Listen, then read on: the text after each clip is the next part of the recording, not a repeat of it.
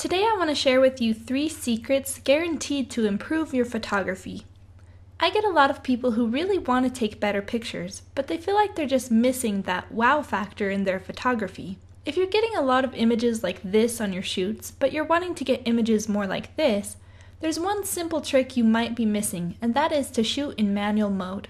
These images were both taken straight out of camera without any editing, but they're the perfect example of why your camera doesn't know how to take a great picture on auto. In the first picture, we've got the camera on auto, so we're letting our camera decide which aperture, shutter, and ISO to use.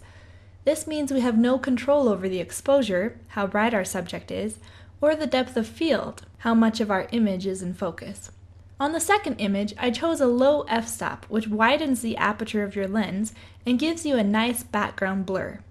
I also chose a slower shutter than the camera chose, which brightened up my subject considerably. Learn more about getting the best exposure and shooting in manual in the Photographer Overnight program at howtostartphotography.com. A lot of people have trouble with indoor lighting and end up with flashed pictures like this, rather than a more natural-looking picture like this. The first image was even taken with a nice mounted speedlight flash system, but you can see that it doesn't do any good buying lighting equipment if you're not using it correctly. If you're having trouble with indoor lighting, you'll find all the secrets to better indoor photography in the Photographer Overnight program at howtostartphotography.com. The biggest difference in the second image was that we had the camera on manual mode, allowing us to choose the f-stop, shutter, and ISO. If you let your camera take your picture for you on auto, you'll end up with harsh flash in most of your indoor photography.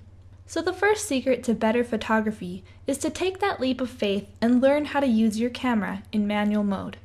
The second secret to getting better pictures is to shoot in RAW. Sometimes your image straight out of camera isn't the best, even when using manual mode. For example, when you're shooting under heavy cloud cover, your image will have a blue tone to it, as you can see in the first image.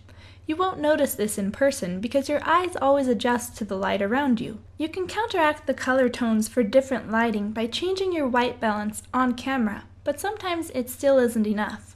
By shooting in RAW, your file stores much more information than a JPEG, so you're able to make easy adjustments in a program like Adobe Camera Raw to get a better image.